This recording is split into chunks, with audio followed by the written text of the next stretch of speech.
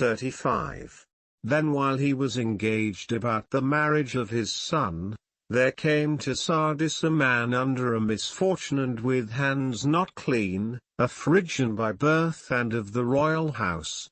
This man came to the house of Croesus, and according to the customs which prevail in that land made request that he might have cleansing.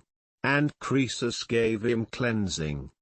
Now the manner of cleansing among the Lydians is the same almost as that which the Hellenes use. So when Croesus had done that which was customary, he asked of him whence he came and who he was, saying as follows: Man, who art thou, and from what region of Phrygia didst thou come to sit upon my hearth? And whom of men or women didst thou slay?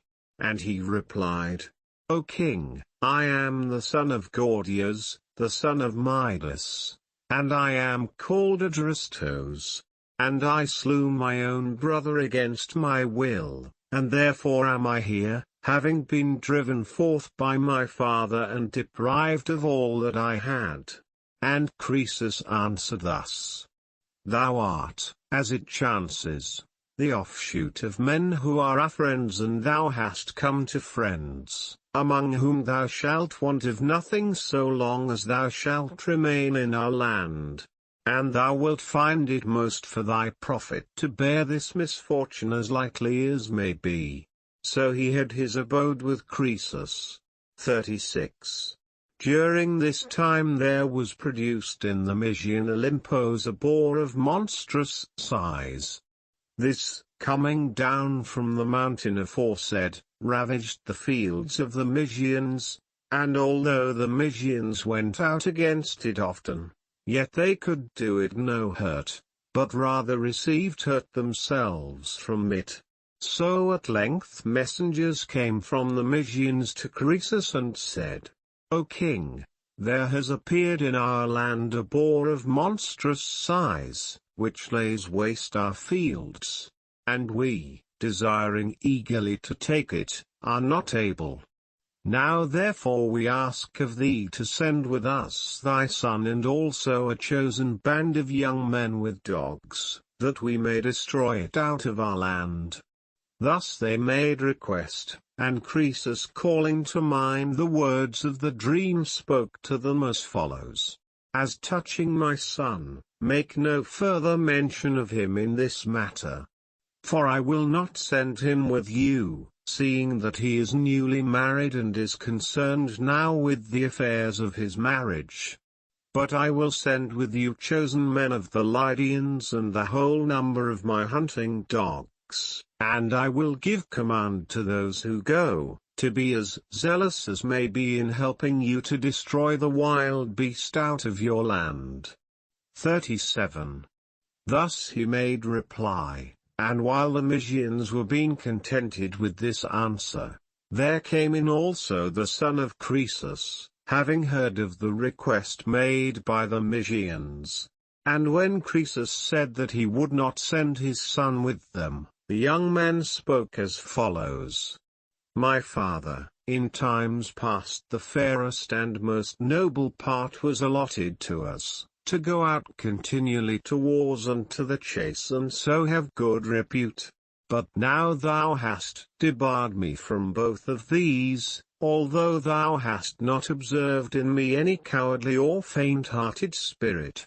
And now with what face must I appear when I go to and from the marketplace of the city? What kind of a man shall I be esteemed by the citizens, and what kind of a man shall I be esteemed by my newly married wife? With what kind of a husband will she think that she is mated? Therefore either let me go to the hunt, or persuade me by reason that these things are better for me done as now they are. 38. And Croesus made answer thus: My son, not because I have observed in thee any spirit of cowardice or any other ungracious thing, do I act thus. But a vision of a dream came and stood by me in my sleep and told me that thou shouldest be short-lived, and that thou shouldest perish by a spear point of iron.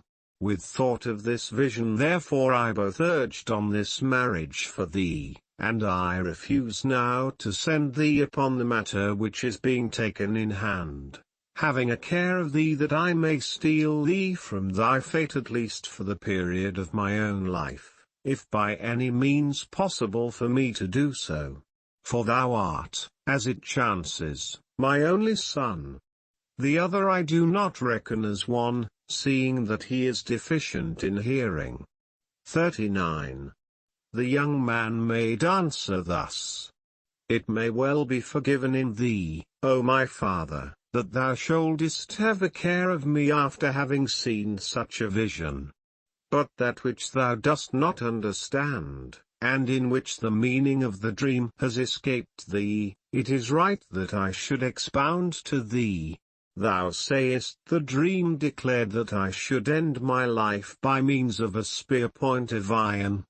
But what hands has a boar, or what spear point of iron, of which thou art afraid? If the dream had told thee that I should end my life by a tusk, or any other thing which resembles that, it would be right for thee doubtless to do as thou art doing. But it said by a spear point. Since therefore a fight will not be with men, let me now go,